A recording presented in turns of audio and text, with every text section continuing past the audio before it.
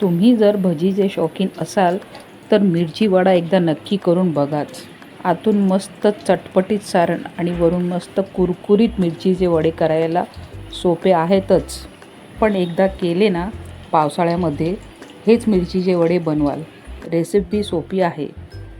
तर हे तुम्ही बघू शकता, ह्या अशा लांब मिरच्या मी घेतल्या आहेत आणि त्यांना आता मी मधून कापणार आहे। अशा आतमध्ये कापून घ्यायच्या आहेत आणि आतल्या ज्या बिया आहेत त्या आपल्याला काढून घ्यायच्या आहेत। हे बघा, अशा प्रकारे आपल्याला बिया काढायच्या आहेत। अशाच मी सर्व मिरचीच्या बिया काढून घेणार आहे।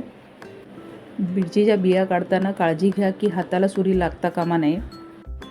तर हे बघा, अशा प्रकारे मी सर्व मिरचीच्या बिया काढून घेतल्या आहेत, मध्ये काप केलेला आहे आणि हे साईडला मी पाणी ठेवलं आहे। ह्याच्यात आपल्याला मीठ घालून ह्या मिरच्या 5 ते 7 मिनटं आपल्याला अशाच ठेवायच्या आहेत मिठाच्या पाण्यात, म्हणजे त्याचा तिखटपणा थोडासा कमी होईल। तर ह्या सर्व मिरच्या मी ह्याच्यात घालून घेते आणि आता ह्याला साईडला ठेवून देऊया आणि ह्याच्यासाठी आपण स्टफिंग तयार करायला घेऊया।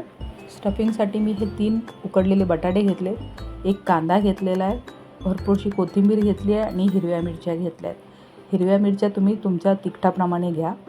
मी हे 5 ते 6 हिरव्या मिरच्या घेतलेल्या आहेत आणि हे आता आपल्याला किसून एका बाउलमध्ये काढून घ्यायचं आहे। म्हणजे बाउलमध्ये मी सर्व साहित्य काढलेलं आहे, जसं कांदा, मिरची, कोथिंबीर आणि हे बटाटे। आपण आता सगळं साहित्य एकत्र एकजीव करून घेतलेलं आहे।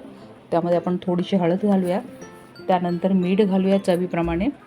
हे अर्धा चमचा मीठ घातलेला आहे। आता ह्याच्यानंतर आपल्याला चाट मसाला घालायचा आहे। तर हा मी अर्धा चमचा चाट मसाला घातला आहे आणि त्यानंतर आपल्याला चिली फ्लेक्स घालायचं आहे। चिली फ्लेक्सही मी अर्धा चमचा घातला आहे।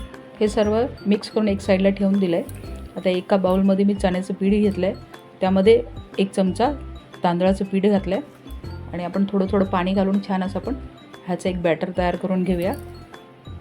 हे बॅटर तयार झाल्यानंतर आपल्याला ह्याच्यात हळद घालायची आहे।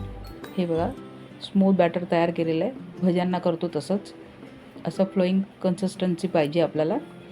तर अशा प्रकारे आपण पीठ भिजवलेलं आहे। आता ह्याच्यात आपण मीठ घालूया चवीप्रमाणे, त्यानंतर थोडीशी हळद घालूया।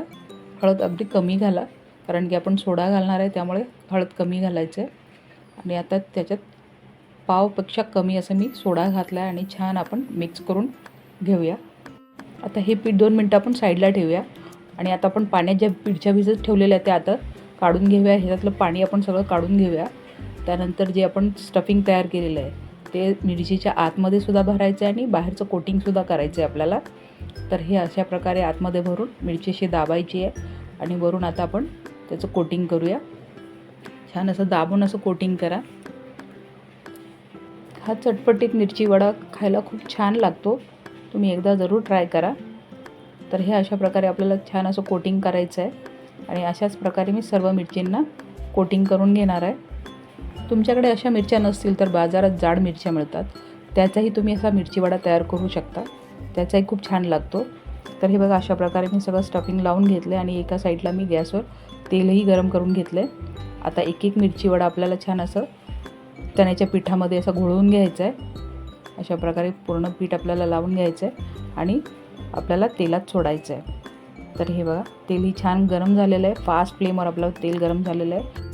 ही मिरची तळताना फ्लेम फास्टच ठेवा, त्यामुळे मिरची छान अशी आपली तळली जाते आणि ह्याच्यामध्ये तेलही राहत नाही, त्यामुळे आपण फास्ट फ्लेमवरच करतो आहे। तेलात सोडल्यानंतर सारखं उलटपालट करत राहा, नाहीतर एकाच बाजूने करपतील, त्यामुळे सारखं आपण उलटपालट करणार आहोत। ह्याच्यामुळे जे बेसनाचं कोटिंग आहे ते छान असं कुरकुरीत तयार होतं। तर तुम्ही बघू शकता मिरचीचे वडे छान असे तयार झालेले आहेत। आता ह्यांना आपण काढून घेऊया। तर तुम्ही बघू शकता मिरची वडे किती छान व सुंदर असे तयार झालेले आहेत। टी टाईमसाठी छान ऑप्शन आहे। मिरची वड्याचं स्टफिंग चटपटीत असल्यामुळे मिरची वडा खूप भन्नाट लागतो। तर कशी वाटली आजची ही रेसिपी? तुम्हाला जर ही रेसिपी आवडली असेल तर प्लीज ह्या व्हिडिओला लाईक करा। त्याचबरोबर तुमच्या काही कमेंट्स असतील तर सजेशन्स असतील, प्रतिक्रिया असतील तर तुम्ही खाली कमेंट्स बॉक्समध्ये तुम्ही नोंदवू शकता। तुम्ही वेळात वेळ काढून माझा व्हिडिओ पाहिल्याबद्दल खूप खूप खूप मनापासून धन्यवाद।